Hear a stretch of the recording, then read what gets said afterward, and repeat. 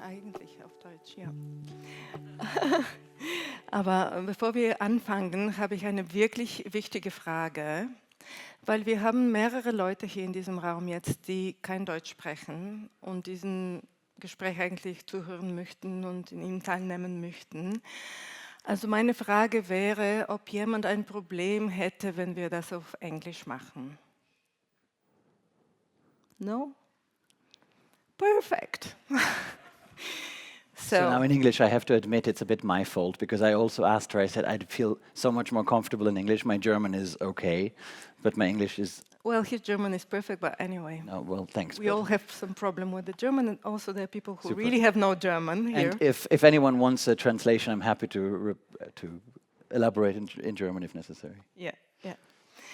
So, welcome, good afternoon to this talk with our dear guest, Yoel Gamzou. It's going to be a talk about classical music and the future of the classical music scene.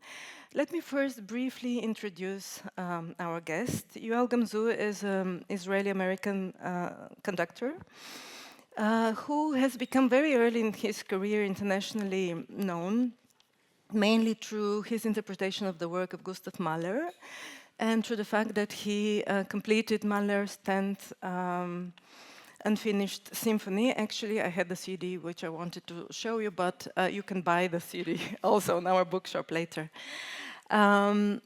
Well, what I always find really very impressive is that in his musical education, Yoel made sure that he goes his own way. So he didn't go to a music academy, or at least didn't finish one, didn't graduate from one. But instead of that, made sure that the conductor that he respected most, Carlo Maria Giulini, takes him as a private student. There's a story related to this, how it did exactly happen. He was very persistent, very young, and he managed, and he actually became his last student.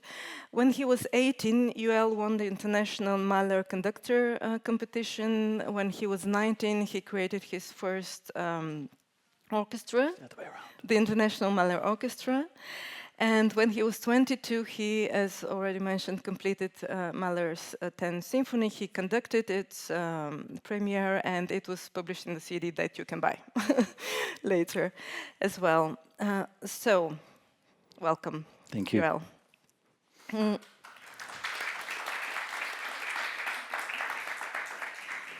So our talk takes place in Vienna, the capital of classical music, and it's the city where every evening you have the music of the Wiener Classic, which also started here 250 years ago, being heard and listened to by numerous audiences all around the city, and it is a big draw for tourists. So one can say that classical music is, a cultural heritage that one can protect and pass to the next generation unchanged. Would you subscribe to such a claim? I think we would have to redefine the question what product it is that we're offering. I think if we see classical music the same way we see Mozart Kugel, then absolutely.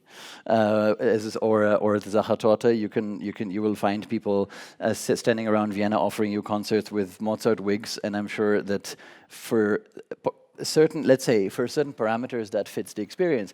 I think that if we look at it as a living art form, then there is always a danger of being content with something that has been done and repeating a formula that works without questioning it.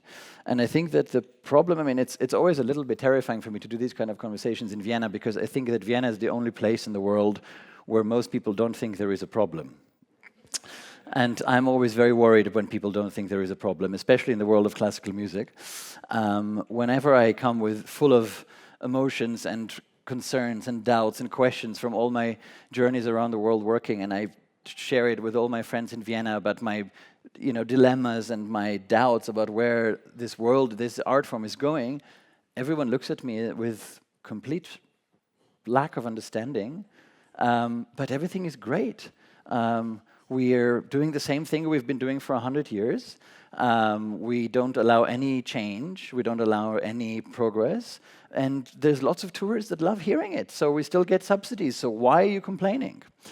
And of course, then I feel it's usually me who becomes the problem, because in a way they're right. For what they're trying to do, there isn't a problem. Only that's probably not what I'm trying to do. And it's always very difficult, because I ask myself, I go home and I think, well, maybe I really am the problem, because that world seems to work perfectly for those people. And then I think to myself, but hang on, are we really doing those works justice? And are we doing those incredible personalities justice that compose these works if we turn them into a sort of a dry flower that you know, I don't know if you remember, there used to be these albums of dried flowers that you'd put between pages and turn them into some sort of a documentation center. And then I think, somehow there's a part of me that thinks, maybe who am I to tell the Vienna State Opera how art should happen? But I do think that when I look at these amazing works, whether it's Beethoven or all the way to music of our time, I think we're betraying them if we're turning them into dry flowers, because those works are in a way an invitation, but also a duty to constantly question what we do. And when places, people or institutions stop to question, I always get a little worried. And I think that that's why I had a little introduction for myself about why it is a bit terrifying for me to do this talk here in Vienna, in fear that I will be murdered for all those things I'm going to say. But I do think that the basing an entire music scene on tourism, which is what is happening here, is not only dangerous, it's counter-artistic, because. And the thing is, I face this myself. I mean, I work here sometimes. Whenever I work here, it's an experience that I don't forget. And I realize how much resistance I face of changing or even doing anything in a way that is not simply willing to comply with everything that has been done before as the one and only way to do things. And the amount of aggression and resistance that comes with that shows me how terrified the scene is of change. And I think that that's in a way almost a double duty to question when you see there is fear to change and you ask yourself, why is it that we are afraid of? And I think we will be talking about that today at length. But are you claiming that this is the state of affairs here in Austria, in Vienna, or is it everywhere in Europe? The case that actually the classical scene is seen as Mozart Kugel, so to say. Yeah, I think it varies. I mean, there's two aspects. There is the issue of subsidies. Of course, the more state subsidy there is, the less incentive there is to change anything. And I mean, I worked as a music director of an opera house in Germany for 5 years, where my nickname was the American capitalist, which is very funny given that I view myself politically quite differently to that. But because I always used to say, we're playing pieces that no one wants to see in front of 25 people, that do we find it legitimate to get so much state subsidy for that? And of course, I was immediately shushed, because, oh God, let's not change the status quo where the government gives us a lot of money regardless of what we do. But of course, I do come from a more Anglophone background where, you know, you have to justify I mean, in Broadway, if you play a show and it doesn't sell, it shuts the next day. In Vienna, 50 years later, people will wonder. I think that that's, in a way, neither of the extremes are good for creativity, because in the situation where you have full subsidies regardless of relevance, you become complacent. And I saw that in Germany, in various places where I've worked, where you see that stuff gets produced regardless of any interest in exchange with the audience, or whether the audience is responding to that. And I'm not saying pleased by it, because an audience is not supposed to be pleased all the time, but you're supposed to be in dialogue. If you're talking at people and they're not even responding to you, then it's questionable whose taxpayers we're using for what and why. But of course, the other extreme where you have to be commercial doesn't work either.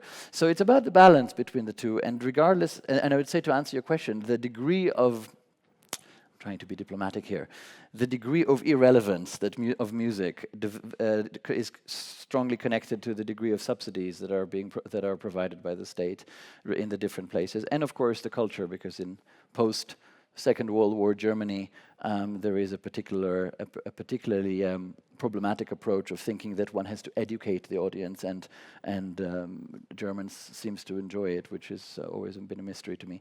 But I think it really depends. The Anglo-American world is very different, and so on and so forth. But I think that in general, we all know there is a big, we call it elephant in the room, and the elephant in the room that everyone says the audience is dying. But everyone has been saying that now for about as long as the audience has been alive, which is really funny because there's more people going than ever before, and yet everyone is talking about the audience dying, which is in itself funny because that whole discourse has become sort of have its own life now. I don't think people are dying. I think people are coming to classical music maybe later in life than they used to. But at the same time, my problem is not at all whether there's going to be less or more audience, whether the audience is dead or not dead, whether there's more or less people. My concern is why people go to concerts and what kind of concerts are we offering them. And I am sure that there will be lots of tourists listening to and watching Traviata repertoire shows at the Wiener Staatsoper even in 100 years. I will not be one of them. And I would rather produce art that I would also want to consume myself, or at least be angered by, rather than indifferent to. So we'll get maybe to more of that later. So are you saying that it's true that the audience for classical music is getting older? That's everywhere in Europe the case. And are you saying that this is not a problem? I think there is a tendency, every generation thinks that the problems they're facing, there is problems they're facing that have been never faced by humanity before, which is really funny because there are articles from the 80s about the aging audience, and there are articles from the 90s about the aging audiences, and everyone thought that in 10 years there's no audience, and everyone got extremely dramatic and apocalyptic about it, and there's still an audience. It's just that most 30, 35-year-olds don't maybe go to the opera unless they were raised to do that. And when they're 60, they tend to maybe think, what else can we do with our time if they were raised that way? And that's also fine. I don't think I don't discriminate my audience, and if they're older or less old. I just don't, I'm skeptical of this catastrophic way of looking at things, as if we're nearing the end of the audience. I just wonder what type of audience we're having, and that's what interests me a lot more. Well, in the last at least 20 decades, I mean, there is one development that played a big role in terms of the audiences, I think, and the production itself of classical music and its distribution, its digitization. Because nowadays, each of us have easy access to all sorts of music, including classical music. We have an endless library in your pockets. And how does this affect the audience? Young people probably, one can say, get educated and then they come. This probably would bring them to the halls, to the live performances. Yeah. Or maybe one can say just the opposite. You know, they'll stay, and if they at all get interested in classical music, they'll listen it at home and don't bother. Yeah, that's a little bit the sort of the COVID apocalyptic predictions, that everyone thought that no one will leave their couches after COVID, the pandemic is over, and then they all started leaving their couches after all because people got a little bit bored of themselves. I think that I don't really believe that there's a danger that people will just sit at home and watch music on the computer, because I think most people that are likely to stay at home and watch computers don't even know about concerts. So I think the problem is slightly different. First of all, I think there is an incredible obsession among especially culture managers with youth. The audience always has to be young. How do we get the young people? What about the youth and the young people? Most 16-year-olds that I know don't want to sit and listen to an hour and a half of a Bruckner symphony. And I don't blame them. I mean, I was raised in a weird way. When I was 7 years old, I sat and listened to Mahler the whole day. I don't think that's particularly normal. And I think I'm very happy for people that at the age of 16 want to go and play football. It's great. Why do we have to, there's this kind of missionary approach, do we have to convert the youth to high culture away from their primitive, terrible occupations? I think it's absolutely fine that 16-year-olds go and play football, and it's also fine that when they're 30, they try to finance their wives and husbands and children. And when they're 40 and children are in puberty and annoying, maybe they think, well, what else can we do in our free time? And they think, there's this, and there's a film, and there is maybe that. And those that have a friend who say, hey, I have a ticket to a concert, do you want to come along? Will, and some won't. And it's also fine. I think we should be very careful not to believe that what we do is so incredibly important that everyone has to think it's amazing. No, there was never a time in history where everyone consumed classical music, and that sort of idea is very arrogant and very, very dangerous. I think I'm absolutely fine playing for 10 people if they're really interested in being there. And even that is an illusion, because most of the 19th century, which is a time I tend to glorify, most people didn't go to concerts because they were very interested in Beethoven. They went to the concert because they had to show up with their wife and impress their business partners or friends, and so on and so forth. That's the one thing about youth. The other thing about the digitalization in general, I mean, as you know, I'm not a big fan of the digital world. I still do not use a smartphone, to those of you who don't know me. And people always kind of ask me whether I believe in conspiracy theories, because apparently that's only the people that don't use smartphones. So just a full disclosure, I don't. I just simply don't enjoy being beeped at all day long. And I think that there is of course the idea that people can access music on Spotify all day long. So that is, and there's been these terrible predictions that will be the end of the live experience. But it's a completely different product. And I don't feel in any way, just as much as I don't feel threatened by AI, I don't feel threatened by Spotify. If people want to listen to some classical music while they're jogging, they have Spotify. That's fantastic. That's a different product to what I'm offering. The product of the live experience is not just about the recorded media of a Beethoven symphony. It's first and foremost the product of all of you now sitting together, bringing whatever it is that you've done until 2 o'clock today, which is different for every single one of you, coming into a room and bringing, first of all, a certain energy with you that influences me as a performer. I, in turn, I am influenced by that, give you a performance that hopefully will affect each and every one of you in a different way. And then the way you all relate to each other while experiencing that is a whole other thing that is happening. And that entire dynamic that is happening, which will ultimately lead to a completely different individual experience for every one of you when you leave the door, has nothing to do with anything you can consume with earphones at home on a gadget. So I don't feel in any way threatened by that. I think that it's a way that is, for me, relevant. For a lot of people, it's a way of either doing, publicizing music or publicizing themselves. I think that, in a way, we mustn't forget that the dried flower is not a flower. It used to be a flower, and we should not try to compare the two. That's why I don't see CDs as equivalents to live performances. I see them as a memory, in a way. And we are offering someone a souvenir to take home and remember maybe an experience that they had. But it reminds me, the digital question reminds me, when I was really young, there was, I was born in the late 80s, but in the 90s we were still in the time where CDs made money, so artists really wanted to have CD contracts with labels, and they thought that that was an incredibly important way to make a career.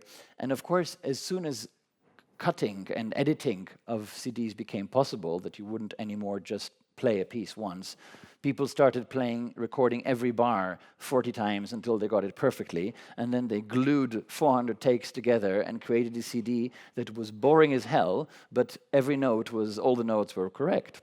And that started happening in the 80s. And therefore, what happened through that is that people would go to concerts and expect the concerts to sound like the CD. So performers, interpreters, would be afraid to take risks because they knew their audiences were expecting the same level of technical proficiency that the CD could offer because of the editing. And then, of course, everyone said, this is the end of classical music. The world is about to finish because people don't have freedom of interpretation anymore. Until, of course, a generation came and said, well, we've had 20 years of these plastic CDs, it's enough. We don't care anymore whether it's perfect, and there came the reaction to that, which was the other extreme. So there have been many apocalyptic predictions all throughout the last, as you said, 2 or 3 decades, and always the next generation comes and does exactly the opposite, and then the next one after that goes back to what happened before. I think that the danger of the CD was that people saw that as the final product where they can put their vision into for posterity. They could document their vision of a certain piece of music. And that in itself is a misunderstanding, because there isn't a vision of a piece of music. There is an experience that happens at a given moment, a live experience. And that's why I personally try to avoid making CDs if I can. And I believe that the live experience is the only reason for people that will always make people go to the theater, to performances, as they have done for thousands of years. Because nothing replaces being with people and experiencing something together with people. And the great thing about the live experience is that each person in an audience will have a completely different experience and hearing something that is objectively the same music. And that's why I think that subjectivity of performance and interpretation is so important. But however subjective the interpreter, the receiver, which is at least a 50% partner in that exchange, will also be equally subjective, and therefore there will be endless number of experiences possible. Two follow-up questions to things that you said. Once, I'm just curious what you're talking about when you said that there was the other extreme came after this wave of trying to get the perfect performances that sound like a recorded CD. What was this other extreme Yeah, that came? I mean, I don't want to get into, I mean, it's always a bit boring when musicians start talking about other musicians, so I'm just going to say that there has been a generation of people that try to be very special just for the sake of being special, which always gets a bit tiring, because it's... In what way special? When you try to, let's say, I mean, it's a very subjective matter of sort of observation. I always ask myself when I hear an interpreter, is the music first or is the ego of the interpreter first? And what do I feel more noticeable? And sometimes I have the feeling that people hijack the music a little bit for the sake of promoting an eccentricity or sticking out, where in the individualist era of sticking out. So people are now willing to do anything to stick out. So sometimes I kind of wonder whether certain interpretations become a little pornographic just for the sake of sticking out.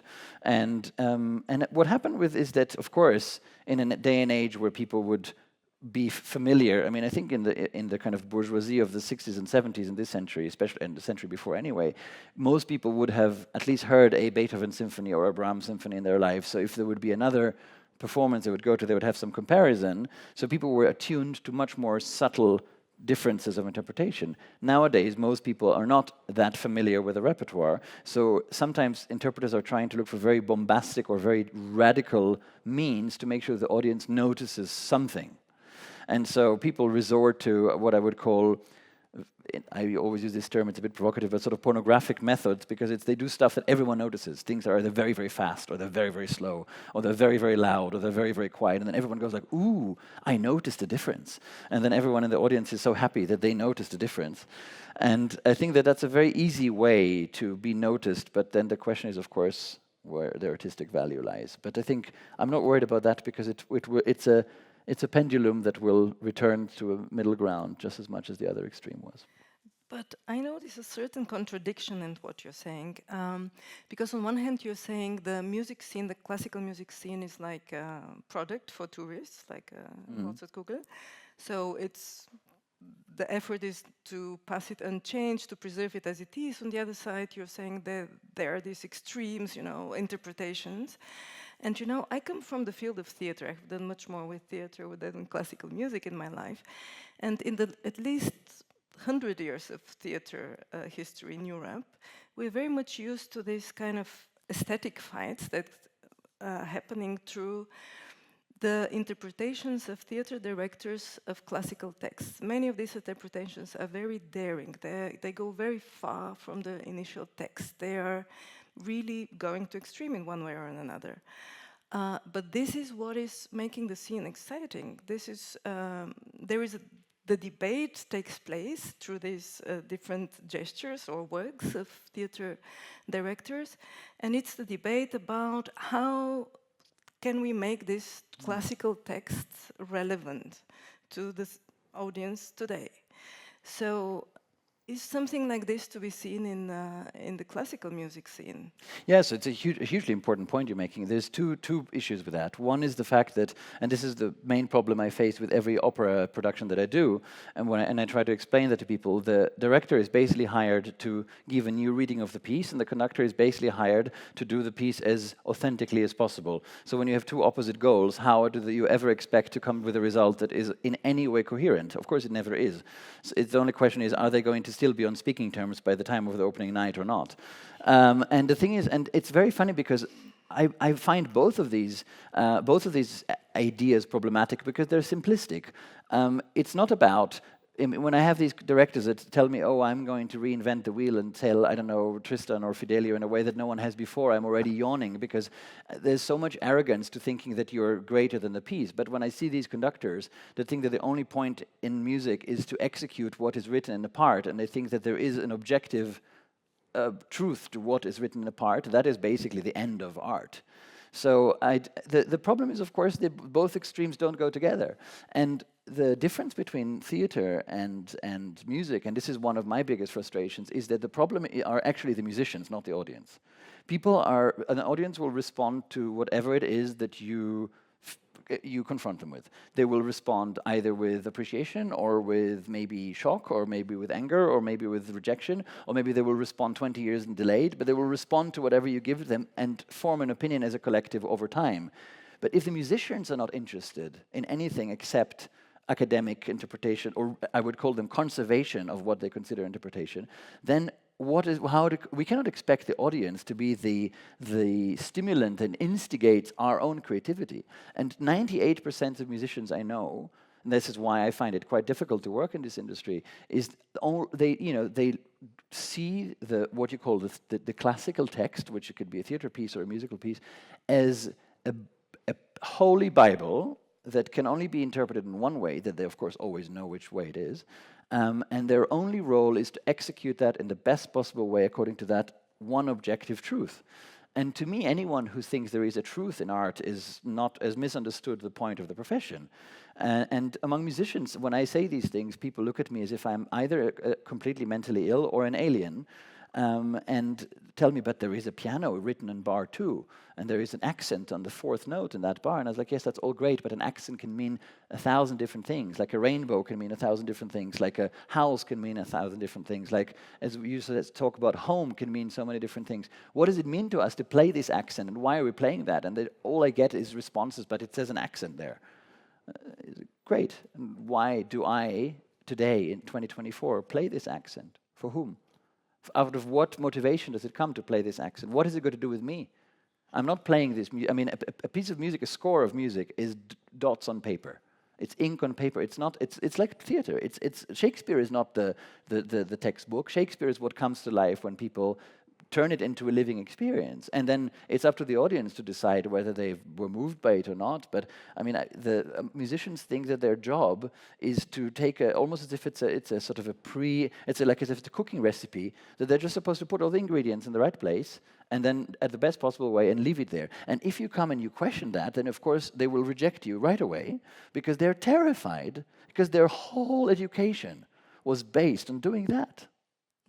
And I think the moment that you say, well, hang on a second, why do you do it like that? Then usually the answer is because that's how one does it, or it's stylistically correct, or any of that kind of rubbish. And the problem with this is that hiding behind rules of how things are to be done is a very easy way to not have to take responsibility. So if you say, I play this accent because this is how one does it, or 200 years of Viennese tradition, we have been doing it like that, it's a great way to not have to own your decision. You just say, this is how we do it. End of discussion. The moment you say, I do it like this because I see it like that, you expose yourself to criticism. Because you say, this is my subjective feeling or opinion. And then people can say, but it's wrong, or I don't agree with you, or I don't like it. And people always hide behind that. And I actually have to tell a quick story. Once I had an experiment, because slower a bit, please. What? Slower. Okay, I always took too fast, I'm sorry. And I'm trying to slow down already, but I had once an experience with an orchestra, I will mention no names, where I have had a huge amount of resistance to interpretation because they all wanted it to sound like the Karajan CD they have at home. And I was facing quite a lot of arguments in rehearsals. So I came to work with the same orchestra a year later and decided for 1 hour to do an experiment and argue behind every single request that I made for something that there is an academic reason behind it. So it was a Schubert unfinished symphony we were playing, and instead of saying, I would like you to do it like this, or I would like to do it like that, I said, I found a letter by Schubert from 1826 saying that we should play it like this in this bar. And I found this incredible book from 1842 where Mr. Professor Dr. So-and-so argues that Schubert's aunt's neighbor's daughter told him that this is how they played it. And for a whole hour, I basically, of course, all of it was bullshit. For a whole hour, I gave them historical reasons for my interpretation. It was the exact same interpretation that I did, just instead of saying, I would like to do it like that, I said, historically, this is proven to be correct.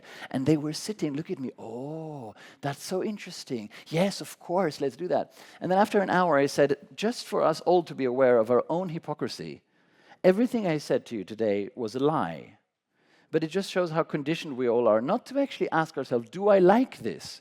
Do I like what this person is asking me to do? Do I agree with it artistically? No, we're just trained to think, oh, it's historically true or academically considered correct or stylistically accepted, then it must be right. And if this person wants to do it, then it must be wrong because he's not part of the tradition, rather than saying, how do I actually feel about it? And I would have no problem being rejected if someone actually opened their heart and try to see how that how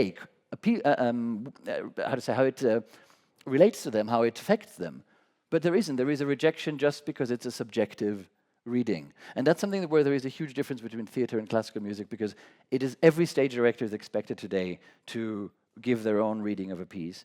And as a conductor, the amount of leeway that musicians are willing to accept, and sometimes even critics, of what interpretation should be, is incredibly narrow. And the common conception is that a musical score is I mean, people always tell me, but what is interpretation? It's all written in the score. You must surely just do it there. And I tell them I can play the exact same bar in 2,000 different ways, and it would always be the same bar. And that's the thing where people find it easier to judge theater or film because it's based on vocabulary that every person feels comfortable to judge. It's based on images and on words and on stories. People feel less comfortable judging music because most people cannot read music. But frankly, the freedom is the same. But you must not be alone in this criticism to the classical music scene. And my question is, why is it not really more richer and offering more variety, just like... I mean, it's offering a lot more variety than it used to. Is there a structural problem? Yeah, huge. Where does it lie exactly? First and foremost, the problem is I find it very, very tiring to blame others. I think the problem starts with us. I mean, most musicians don't have that ambition. Most musicians' first ambition is, how do I become famous? And how do I play the system so I get successful in it? It's a very, very competitive system. It's very, very hard to climb in this system. And most people just ask themselves, how do I have enough Instagram followers and know the right important people so I get a gig? And that's very sad, but it's also understandable because people have to eat. And so it's very hard to blame them for that, but most people don't actually trying to play the game, and that's already a huge problem. The next problem is that the people making decisions in this industry how am I going to put this diplomatically? Don't necessarily have the competence that they used to. So where I would expect to have a conversation with a manager of an orchestra or an opera house about an interpretation. Most of these people these days are not capable of having this conversation because they have no idea what I'm doing. So they are managers or businessmen or all sorts of things. So they just hire those people that have most Instagram followers or happen to be liked by everyone. We're in a time of so-called sort of flat hierarchy, so we're going to hire the person that gets along with everyone because there's no problems, you know. So the problem is, there used to be times where someone would say, I believe in this artist and I'm going to push this artist through because I think their voice should be heard. It takes decades for an artist to for the world to judge whether an artist is legitimate or not, or survives the test of history. And so people nowadays, they try something out, just very briefly, and if it works, then it's fantastic. And if it doesn't work right away, then we're going to trash it and we're going to go to the next thing. Whereas all great stage directors or musicians in history took decades to be established as the mainstream. But also going back to the comparison with theater, in most theater houses in Europe today, the intendant, the director, can exchange the troupe of actors that are there, even in the situation of preparatory theater. So depending on the directors that will be staging certain pieces during the season, the body of actors that constitute the troupe can be changed year from year. In the orchestras, it's not the case, as I learned. That is correct. Does this also affect the conservatism, so to say, of the system? I mean, it affects the power dynamic. I mean, when I conduct an orchestra, I don't choose the people I work with. The people are fixed, and I come and conduct them. The only thing that has mainly changed is that as a conductor 50 years ago, you used to be the person in charge, and nowadays you depend on the musicians to decide whether they invite you to work with them again. So all conductors are basically at the same time trying to tell the musicians how to play, but also they want to appeal to the musicians so they like them enough to invite them back. And when you're trying to be someone's boss and you depend on their decision at the same time, it's a very problematic endeavor. I mean, I've taken a route that I don't recommend to anyone, which is not to care what people think about me, but just try to be true to some sort of integrity, but it gets you a lot of enemies and a very lonely life. So I don't recommend it. Don't try it at home. But I cannot. I think that it's if all I try to do is to make people like me, then I may as well change career. So I think that it's not what their job to do is, but it's a very, very lonely path. Yeah. Maybe at this point I open to questions, if there are questions already. There is 1, 2. Let's start with the 2.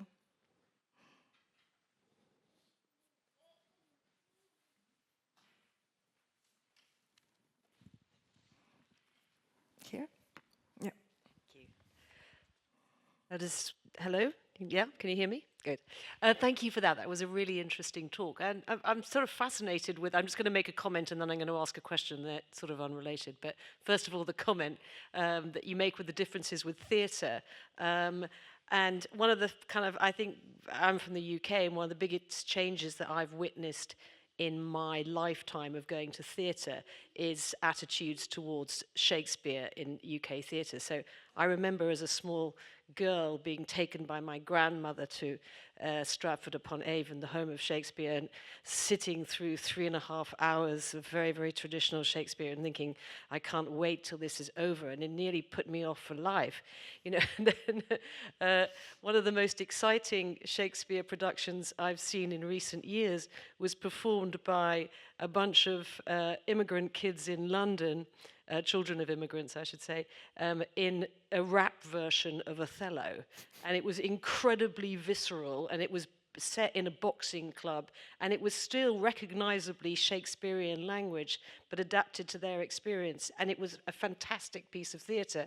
And that's been, you know, wonderful. And it's kind of a pity, as you say, that that transformation can't be completed with in the world of classical music. But my question is separate. Video games and its impact on orchestral music. And I ask this because I have a couple of musician friends who, when the BBC Proms concerts happen and they've been video games, orchestral performances of video games music, it suddenly brings in a whole much younger audience. And I just wondered if you, what your thoughts were on this. First of all, thanks for that. A little comment on your comment first. I can completely imagine, I haven't seen that performance of Shakespeare, I completely imagine that. You mentioned the word Shakespearean language, and I would like to just raise the question of maybe what we understand as language is on a deeper level, more about human vocabulary, in a sense that what makes a great composer or a great writer great is not the exact words that they use, it's the mechanism behind language that they use, which makes it so universal that 500 years later or 400 years later or 200 years later, it is as relevant to us. And the stuff that Shakespeare describes, every child in every country can relate to because it is about universal human needs and tendencies and emotions, just in the same way that what Beethoven described is so essential and fundamental to us today.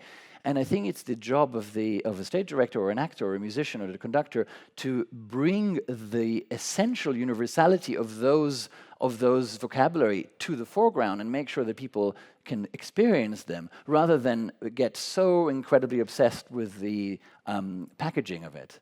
And I think there is so much talk in music, it's about style, in theatre, it's about form, there's all sorts of things, but it's actually the mechanisms behind those pieces that are so timeless that it's what we're, why is Beethoven so relevant? Why do I think we should always play Beethoven? Because I think there is, it is dealing with and it's bringing out human necessities, urges, feelings, and conditions that are going to be relevant to humanity today, and they will be in 500 years. But it's not going to be because we're playing it with a certain instrument or in a certain style or in a certain tempo or read a certain book. It's going to be because the essence of the music comes from a composer who composed from an existential need to speak to humanity about that. And we are failing in bringing that out when we're sticking to the surface, which is what I believe we're doing in classical music and sometimes in theatre. To your question, I think the video game thing is a fantastic thing. I think the classical music industry is unbelievably arrogant, so everything that is in any way new or different or God maybe mainstream or popular is of course automatically terrible. The same goes with computer games is one thing, the other thing is of course film music. Some of the most wonderful concerts I've seen in terms of diversity of audience have been concerts where film music was played. And I would tell a friend from an orchestra about this and they would go, ooh, terrible, this terrible, superficial, popular music for the masses. And of course I'm exaggerating, but not much, sadly. And the thing is, I don't think all of this music is great. I don't think that Beethoven and video game music is necessarily on the same level, but I think some of those people will then after that go, hang on, this concert hall is not such a threatening place. First of all, most of them have not even heard of it before, or they thought, oh, this is where Beyonce sang last year, but they didn't think, oh, the London Symphony Orchestra plays here.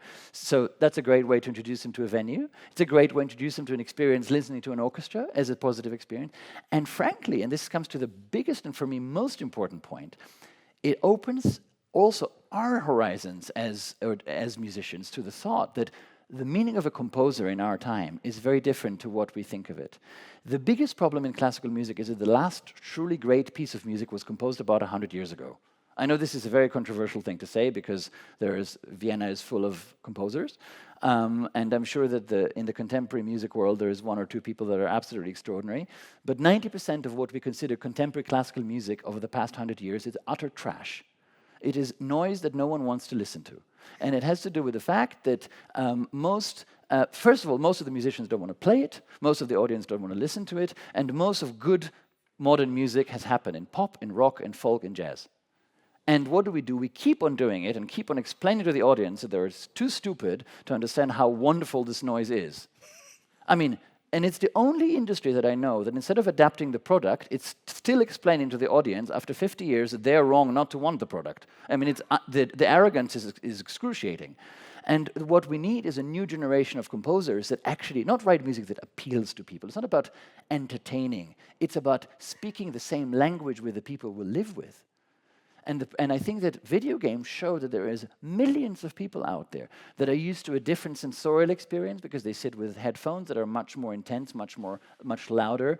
They're used to a different concentration span. And instead of patronizing them, we should ask ourselves, okay, is there maybe someone among those composers that write for that form of perception that could write a piece of music that has, because most of these things are functional. They're not great pieces of art, but they are a vocabulary that people can relate to. How do we take this vocabulary and maybe encourage some of those people to write for an orchestra and see if there can be more substance? And of course, if you commission 10 pieces, 9 will be terrible, but maybe 1 will be good, and that's how we will know. But none of those composers would ever be commissioned by a serious orchestra because they're considered entertainment. And I think that's a big mistake. There's a question here and other questions? The only reason I dare to ask a question is that you said that if at 16 you want to play football, it was fine. So because I'm not the audience, but I was in fact quite sympathetic to your musicians, and particularly in the moment when you start explaining to them why you're doing this and that, they said, "Oh, it's interesting." Because in my view, the difference with the classical music than anything else is that they're the widows of the composers. Because basically people go and listen to Beethoven because it is Beethoven. And as a result of it, basically, they believe that not everybody can go and just express themselves, but can convince them that this type of interpretation matters. And from this point of view, the very fact that they're ready to change their view even when you're basically playing with them, explaining them that their reason, which is very much going back to the way probably this was there. I found this something important, and my question is this not the distinction of the classical music? There was a time in which there was not many books. I know much more about books than about music. And people were not reading, they were rereading.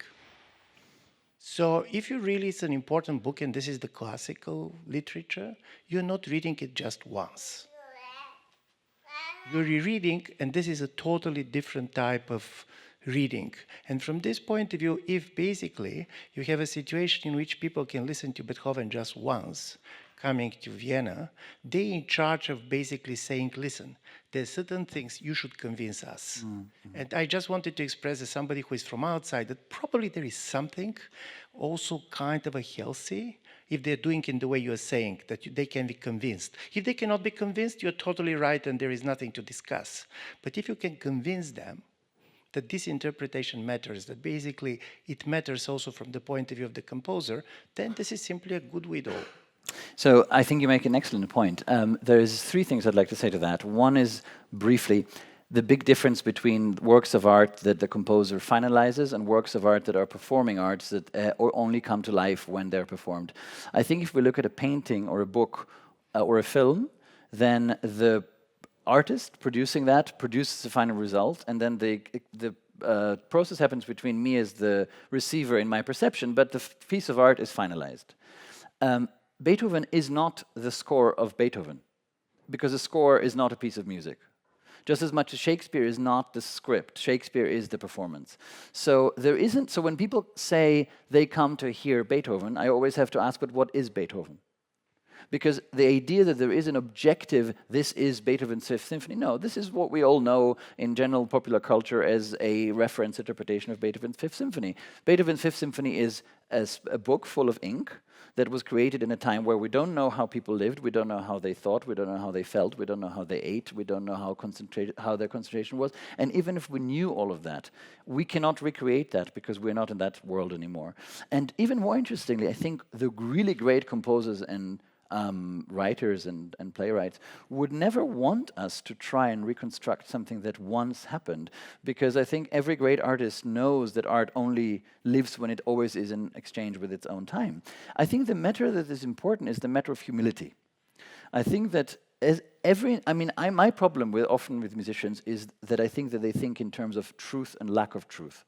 I don't believe that in art there is anything that is right or wrong. I think that way of thinking in itself is counter-artistic. I think that we should think about humility.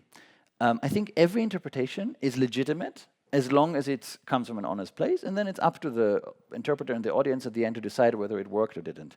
But the problem is when you talk about convincing, if people are not willing to go on a journey, and they decide already right in the beginning that they don't like this, then they will never know if they can be convinced, because you can only be convinced by something that is a fully worked through process. And if already at the first rehearsal an orchestra says, we don't like this because this is not how we do it, they don't know even what they like, because only at the end of the process they could judge whether it's what they like or they don't. And I very often go and listen to performances of musicians whose interpretations I disagree with, and that's totally fine. The one thing that I look for, and I don't claim that I can know to sense it or not, is whether they're humble, in a sense that do they claim this is the only way to do something, or do they say this is my personal reading of this unobjectifiable text which we cannot in any way fixate, and it's not yours, it's not even mine tomorrow. It's mine today with the people that I'm playing with today, and it's just an offer of a journey, and maybe tomorrow it'll be a different journey. And if I feel the humility, then I'm basically willing to accept almost every journey, and that's what I expect of the people that I work with. There was a question there somewhere. Yeah, and then here, and then there. Yeah. Okay. 4. Yeah. Thank you very much. I don't know too many professional musicians, but once in a long life you happen to run into some of them. And I never met anyone who meets your description of a conservative musician in that way. None of them ever was particularly keen on playing the same Dem Mahler 20 times in a row in the same way. But they always talked about spending every empty minute on playing jazz in a combo in the neighborhood or whatever. So did I meet the others? Or I don't know, but I'd love to meet them. So give me their number and let's make sure there's more of them, because it sounds amazing. Yeah, it's my experience. So. That's I'm thrilled, and it gives me hope that there are musicians like that. And of course I do have those experiences too. I mean, of course, everything that I'm saying is slightly yes, but what I'm describing is of course not everyone, but sadly a vast majority, and especially of people in institutions, because institutions tend to affect the way people think, and sometimes people come into an institution with a lot of freedom and they lose it quite quickly. We have 3 more questions. May I ask now if someone has also a question, so I don't know how many. 4. One there. Okay. 2. So after this, I'll collect all of them. Yeah. Go ahead.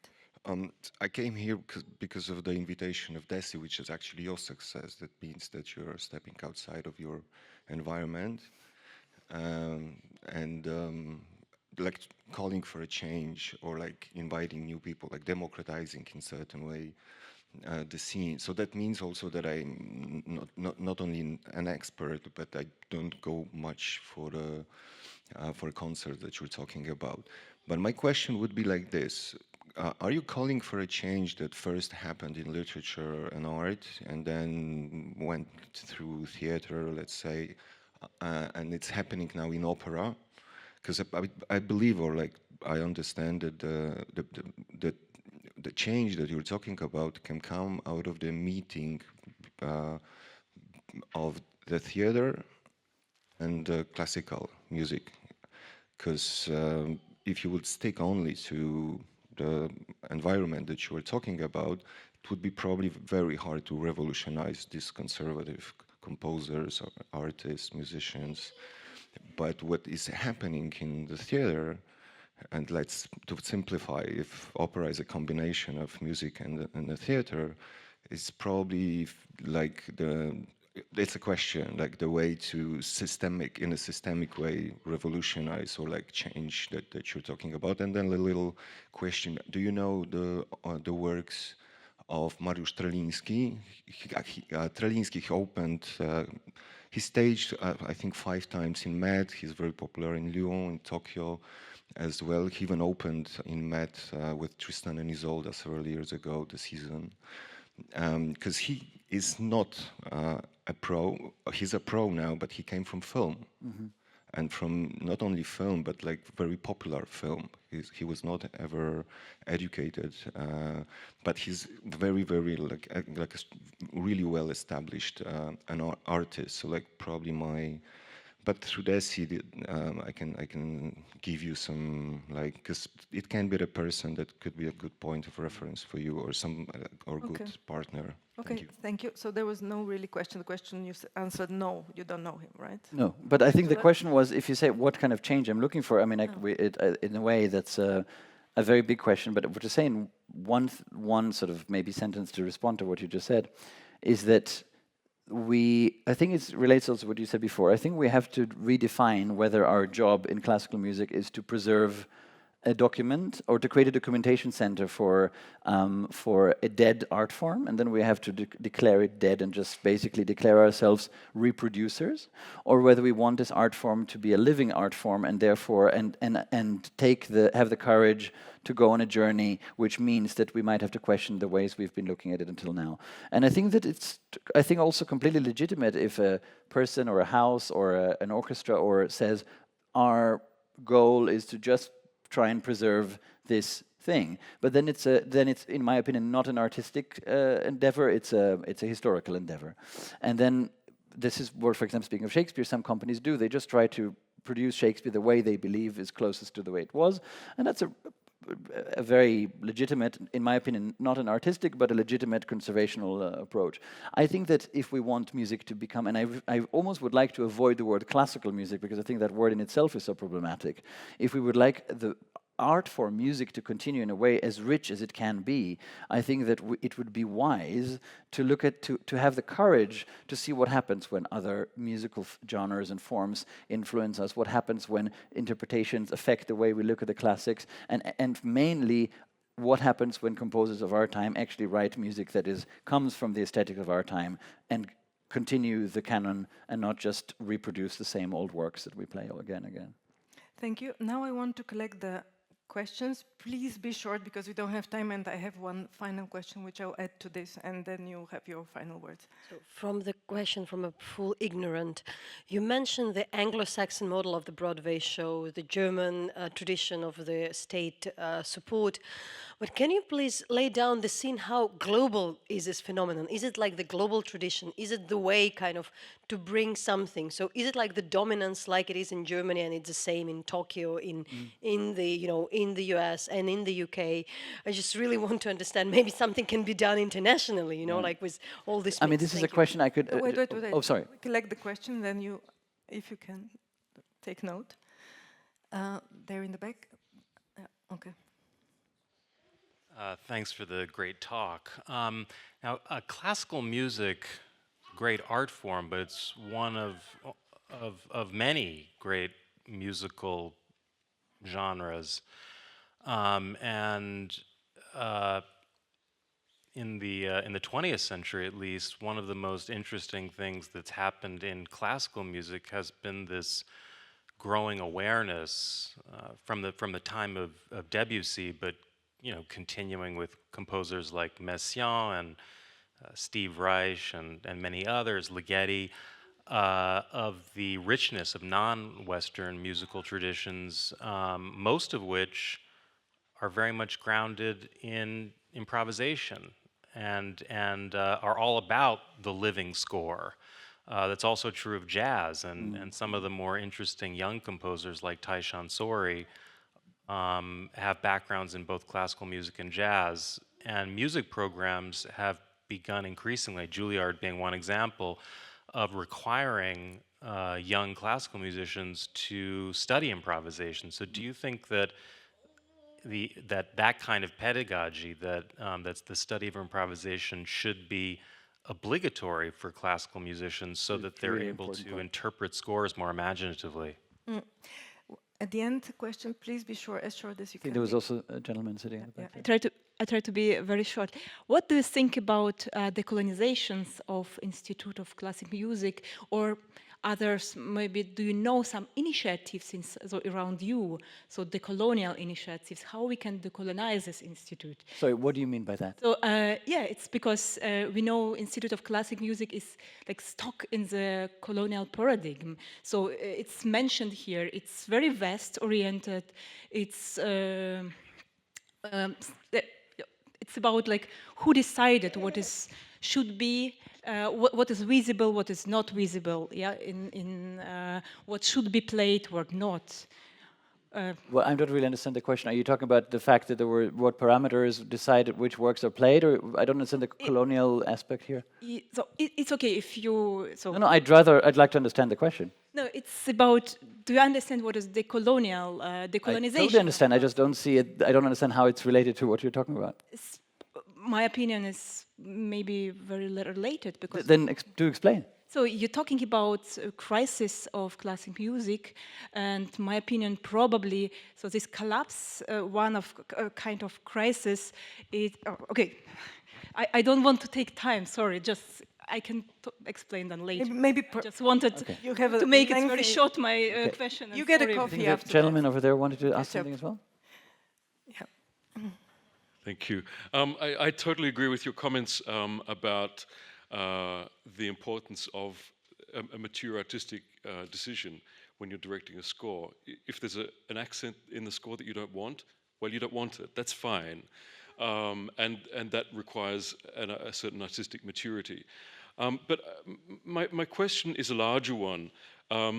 When presented with a score that's setting up a certain number of expectations, and I'd be interested to know about your thoughts about what are the expectations that a score between two covers sets up for you as an interpreter. Yeah. Oh, that's because you said that you find it frustrating that the parameters within which directors or theatre directors or directors of a house allow to you as a conductor are pretty narrow.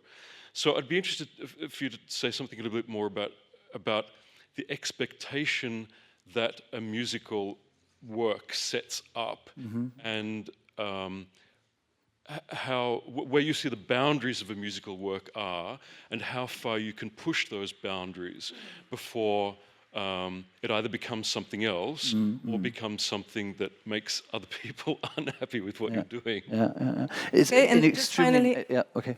I just Such good questions. It's just I need add more my time. final question, and it is because we have spent the last hour thinking and talking about the future of the classical music. But my question is short: why bother, actually?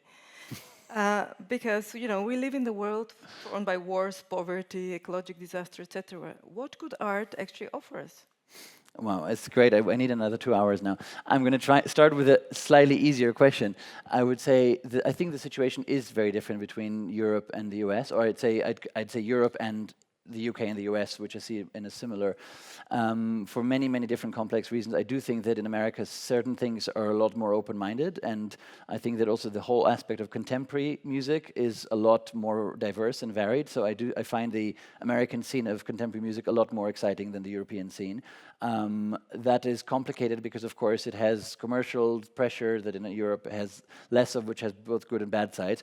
But there is a lot of other problems, which is, of course, that no American institution can survive without lots of rich people giving it money, which is not a solution either. So it's both, there's pros and cons to both sides, but personally I do have to say that I find that for the first time in the history of this art form, over the last 20 years, the British and American scene is definitely, in my opinion, much more looking to the future than the continental European scene. To go back to what you said, this is such an extremely important topic, and we need to get into it, but you're so right. I think this goes back to the question of what is, that I actually wanted to touch up on earlier, what is tradition? In classical musicians seem to think of tradition as repeating a pattern or a certain parameters the way they've always done it in the same way. But tradition is actually, in my opinion, having enough trust in your own heritage that you feel free to redefine your boundaries within within that vocabulary. And that's something that, of course, jazz has taken to a whole new level in a way that we can learn so much from as classical musicians. What happens nowadays in music conservatories is that people, with the exception of very, very few and rare occasions, with special professors or special programs, mostly people go, they play the violin, they study for 4 years, they're taught how to play 2 pieces, which they will then play at their orchestral auditions, they're told how to play them, they're told how to play them in the way that the people in the orchestra expect to hear them, so they get a job. That is music education these days. With very few exceptions. And that is, you're completely right, because first of all, the knowledge of what other musical genres are about is hugely important, but the aspect of improvisation is originally a classical music a treasure. The people, you know, the reason why I mainly try to avoid the Wiener Classic, because it's in the time of, let's say, pre-1850, pre-1860, scores were not notated, they were notated very sparsely, because most musicians could improvise. You didn't have to tell people, slow down here, get faster there, do an accent there. All of those people were capable of improvising a cadenza based on a few chords by themselves. Most of the instrumentalists were also composers. So if I have that degree, that caliber of musician interpreting a score, you don't need to write ritardando here or, you know, all sorts of things, because it's very, very clear that the person will hear the harmony, the person will understand what is happening. We have trained a generation of musicians that play technically better than ever before, but 95% of orchestral musicians I know, if you tell them, please improvise a cadenza on these 4 chords, they will look at me with very big eyes and say, what, please? Can you give me the score and tell me which notes to practice? And I think what you've said, it puts in the finger on one of the most biggest problems, actually. And I think, yes, I always said this, every classical musician should be sent to play a session at a pub and learn to play standards with jazz musicians. They'll learn more than any lesson with a violin professor, but it wasn't a very well-received comment, all I could say. Okay. To what you said, this is a huge topic. I think that the main question, a colleague of mine once said, well, the problem with most stage directors that I work with have no idea about the score that we're interpreting. So they basically listen to a CD, and if they know the text, they're lucky, which is very frustrating. There's one sits here who is an exception to that, which I'm very honored that you came. But the 95% of them are basically, it's a joke. So you're sitting next to people that you go like, why should we even have a conversation? Because it's as if I would try to talk to you about something that you're an expert of and I've never even read about, and I say, but I've read the Wikipedia article, and that's the level mostly. But this colleague of mine once said something very true. He said, the reason why most stage directors don't study music properly is because when you actually start, you realize how little you know and how much more there is in the piece. And the more you get into the piece, it only shows you how much even more there is to find out. And I think that being aware of that is an important start. I could now go into lots of details about what I think a score expects me, but in short, I think it expects humility, and it expects also an incredible depth, but not only a vertical depth, but horizontal depth of connections, of context, of a cyclical process of living with it over time, its connection to other artworks that were created at the time and in our time, its own development over time, and frankly, some pieces just grow with every time that I perform them, and it's a lifetime journey. I just think that generally it's the awareness that it's not about executing what's in the score, it's about so many levels and layers that go both downwards and sideways. And I think that's something that I'm missing, sadly, not just with directors, but also with a lot of my own colleagues these days. Okay. To your question. Briefly. Briefly. I can't do briefly. Short answer, please. We're over time. Yeah, I don't know how to do briefly. I think maybe the one thing that sometimes I think when people talk about, oh, how terrible it is that classical music is only consumed by so many people, sometimes I wonder if it's not a little bit arrogant of us to think that really everyone in the world should listen to classical music. Maybe it's also okay that only 5% of society appreciate it. And I think there is a difference between being elitist about what we offer or being humble about the fact that other people may not like what we do and it's still okay. I would like the product that I offer to be such that every person feels comfortable in a concert hall, that every person feels welcome, and that they feel that what I'm trying to do does not require them to know anything, but that if they open their heart, they can already experience something that is moving or at best transcendental. But it also doesn't mean that I have to convert every single member of society to be a classical music enthusiast, because that is also speaking of colonialism, a rather arrogant approach. And I think that it's the question of what's the purpose of art in our time is also a very large one. There's a wonderful quote of Leonard Bernstein that I will now quote wrong because I never quote things properly. But I think when he was asked what is the meaning of music in a time of war or facing violence, he said, I will just make music even more strongly and even more passionately than ever before. And of course it's a very beautiful sentence, but ultimately the pragmatic in me says that's lovely, but how is that helping the world that you're making music so intensely and beautifully? And then everyone gets very shocked because they say, but of course, art. And I think that, to quote a person that has been for me an incredible inspiration, and I don't know if some of you are familiar with the British thinker and poet William Morris from the 19th century, who said the only two things that enable a transcendental experience for people that makes life worth living is nature and art.